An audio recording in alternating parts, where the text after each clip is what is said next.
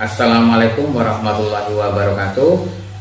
Selamat bertemu kembali dengan pelajaran bahasa Indonesia, khususnya kelas 9. Materi kali ini yang akan kusampaikan yaitu bagaimanakah struktur dan kebahasaan teks pidato persuasif.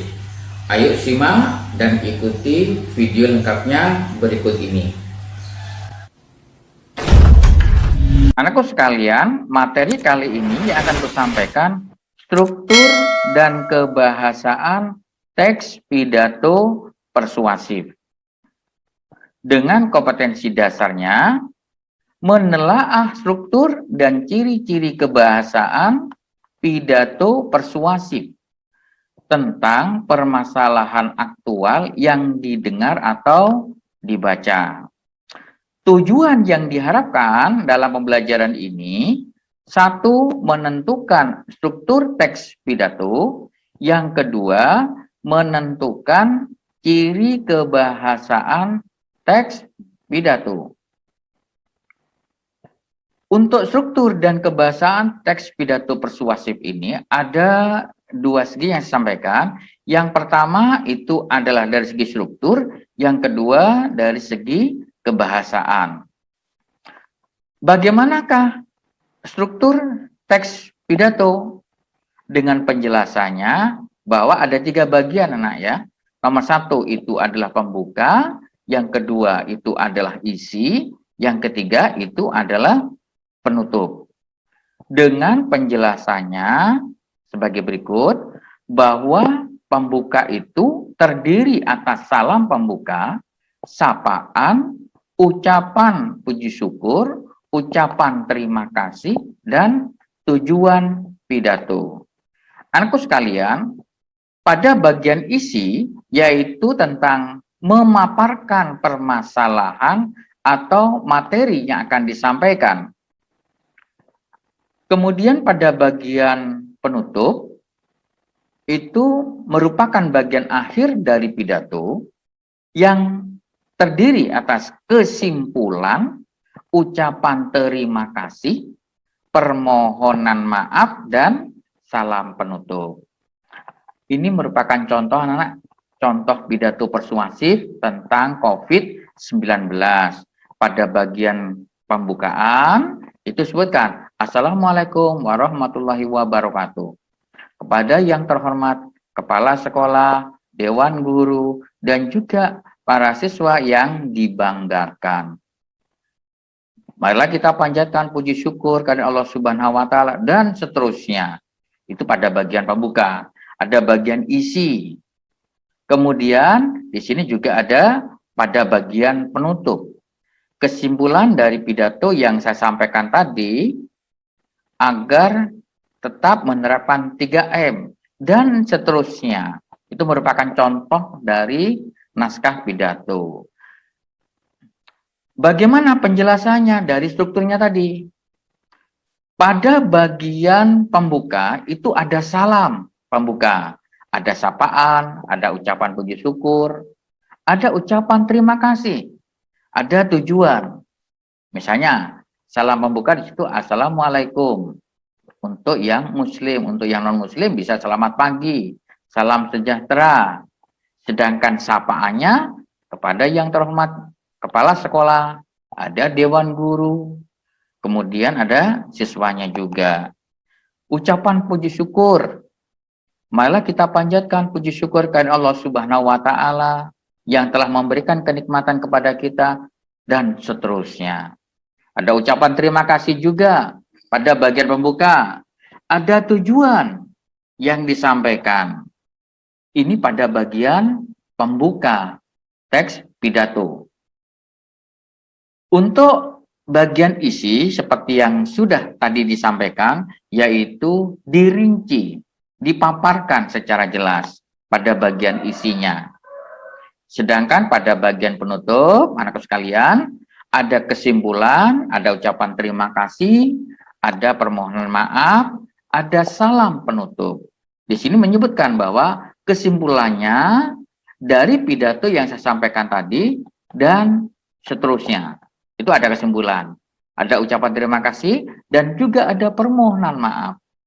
Contohnya dari teks pidato tadi, saya mohon maaf apabila terdapat kesalahan dalam menyampaikan pidato ini.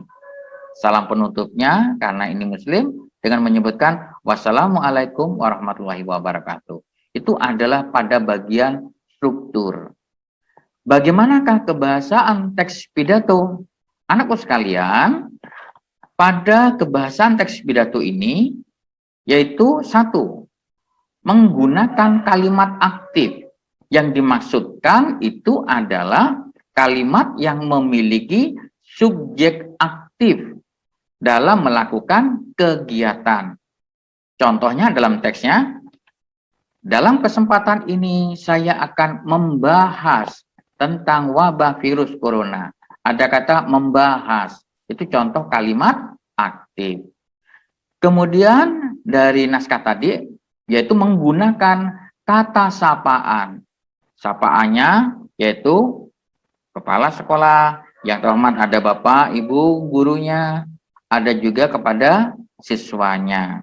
Ya, seperti yang tadi sampaikan bahwa menggunakan kata sapaan itu diawali dari orang yang punya kedudukan yang paling tinggi sampai dengan jabatan yang paling bawah.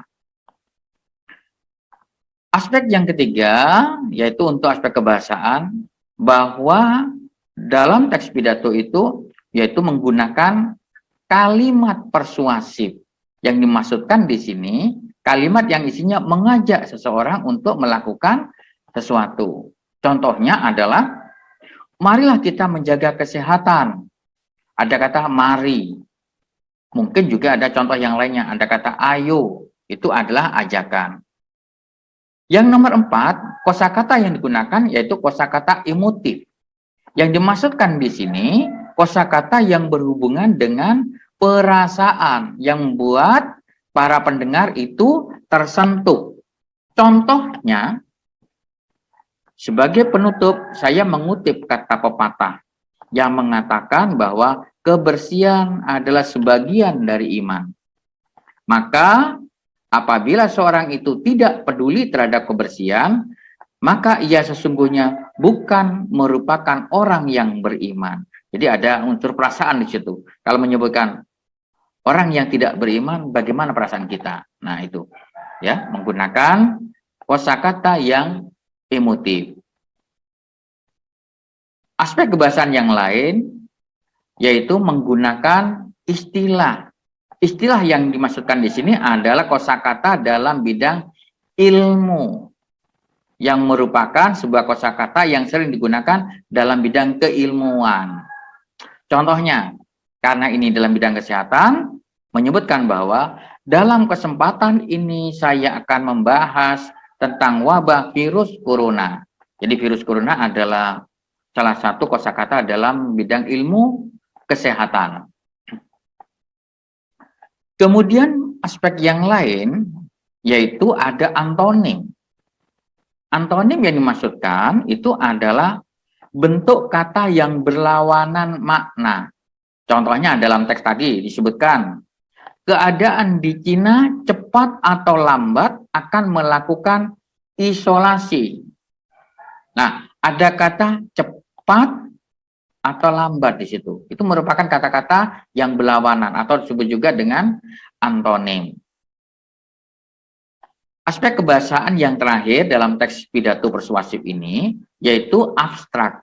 Abstrak yang dimaksudkan merupakan kosakata atau benda yang tidak ada wujudnya atau tidak bisa dilihat oleh mata. Contohnya dalam teksnya tadi, maka kita harus menjaga kebersihan lingkungan agar tercipta kehidupan yang layak dan sejahtera. Jadi ada kata layak dan sejahtera ini tidak bisa dilihat. Ya, termasuk juga contoh yang lain, kita selalu diajarkan untuk menebarkan kebaikan. Jadi ada kata kebaikan, ada contoh kesejahteraan, ada kata layak, itu tidak bisa dilihat oleh mata. Ini adalah aspek kebahasaan dari teks pidato persuasif. Nah, saya kira itu penjelasannya anak-anak, ya, mudah-mudahan bermanfaat buat kalian, yaitu tentang struktur dan kebahasaan teks pidato persuasif. Dan saya akhiri, wassalamualaikum warahmatullahi wabarakatuh.